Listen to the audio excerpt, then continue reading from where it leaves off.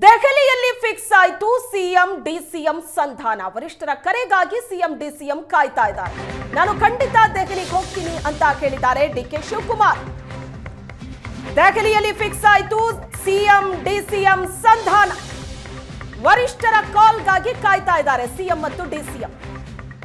ದೆಹಲಿಯಲ್ಲಿ ತುಂಬಾ ಕೆಲಸ ಇದೆ, ಹೋಗ್ತೀನಿ, ವರಿಷ್ಠರು ಕರೆದಾಗ ನಾನು ಸಿಎಂ ದೆಹಲಿಗೆ ಹೋಗ್ತೀವಿ ಅಂತ ಡಿಸಿಎಂ ಡಿಕೆ ಶಿವಕುಮಾರ್ ಹೇಳಿಕೆ ಕೊಟ್ಟಿದ್ದಾರೆ.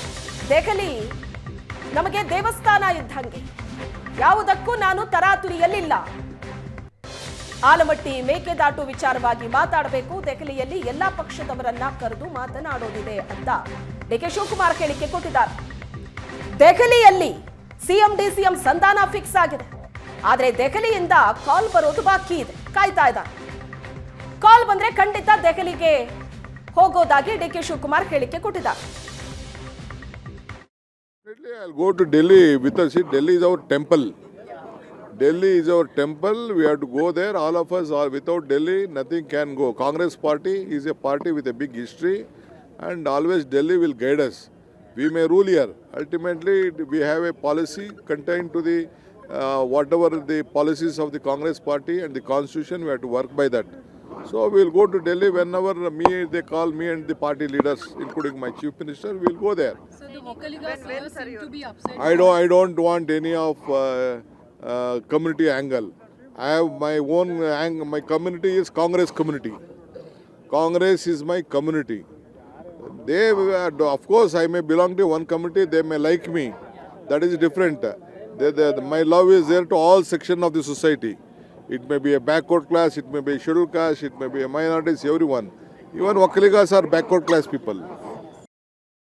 Definitely I'll go to Delhi with us. Delhi is our temple. Delhi is our temple. We have to go there. All of us are without Delhi, nothing can go. Congress party is a party with a big history, and always Delhi will guide us. We may rule here. Ultimately, we have a policy contained to the whatever the policies of the Congress party and the constitution. We have to work by that. So we'll go to Delhi whenever they call me and the party leaders, including my chief minister. We'll go there. So the Vocaligas seem to be upset. I don't want any of community angle. I have my own angle. My community is Congress community. Congress is my community. They, of course, I may belong to one community. They may like me. That is different. My love is there to all sections of the society. It may be a backward class, it may be a scheduled caste, it may be a minorities, everyone. Even Vocaligas are backward class people.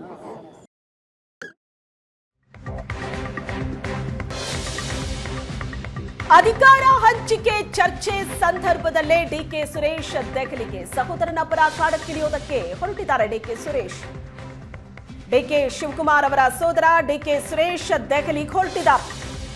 IndiGo ವಿಮಾನದಲ್ಲಿ DK Suresh ದೆಹಲಿಗೆ ಪ್ರಯಾಣ ಬೆಳೆಸಿದರು. ದೆಹಲಿಯಲ್ಲಿ ವರಿಷ್ಠರ ಜೊತೆ ಚರ್ಚೆಗೋಸ್ಕರ ತೆರಳಿದ್ದಾರೆ DK Suresh. ಸದಾಶಿವನಗರದ ಮನೆಯಿಂದ ಏರ್ಪೋರ್ಟ್ಗೆ DK Suresh ಹೊರಟು ದೆಹಲಿಯತ್ತ ಡಿಕೆ ಸುರೇಶ್ ಹೊರಟಿದ್ದಾರೆ. ರಾಜ್ಯ ಕಾಂಗ್ರೆಸ್ಸಿನ ಈ ಬೆಳವಣಿಗೆ ದೆಹಲಿ ಅಂಗಳದಲ್ಲಿ ಚರ್ಚೆ ಆಗ್ತಾ ಇದೆ. ದೆಹಲಿ ಹೈಕಮಾಂಡ್ ಮಟ್ಟದಲ್ಲಿ ರಾಜ್ಯದ ಈ ಗೊಂದಲ ಚರ್ಚೆ ನಡೀತಾ ಇದೆ. ಈ ಸಂದರ್ಭದಲ್ಲಿ ಡಿಕೆ ಸುರೇಶ್ ದೆಹಲಿ ತಲುಪ್ತಾ ಇದ್ದಾರೆ. ವರಿಷ್ಠರನ್ನ ಭೇಟಿಯಾಗಿ ಚರ್ಚೆ ನಡೆಸುವಂತ ಸಾಧ್ಯತೆ ಇದೆ. ಇನ್ನು ಸಿಎಂ ಮತ್ತು ಡಿಸಿಎಂಗೆ ದೆಹಲಿ ಹೈಕಮಾಂಡ್ನಿಂದ ಕರೆ ಬಂದಿಲ್ಲ. ಆದರೆ ಅದಕ್ಕೂ ಮುಂಚಿತವಾಗಿ ಸಹೋದರನ ಪರ ಅಖಾಡಕ್ಕಿಳಿಯೋದಕ್ಕೆ ಡಿಕೆ ಸುರೇಶ್ ರೆಡಿ ಆಗಿದ್ದಾರೆ.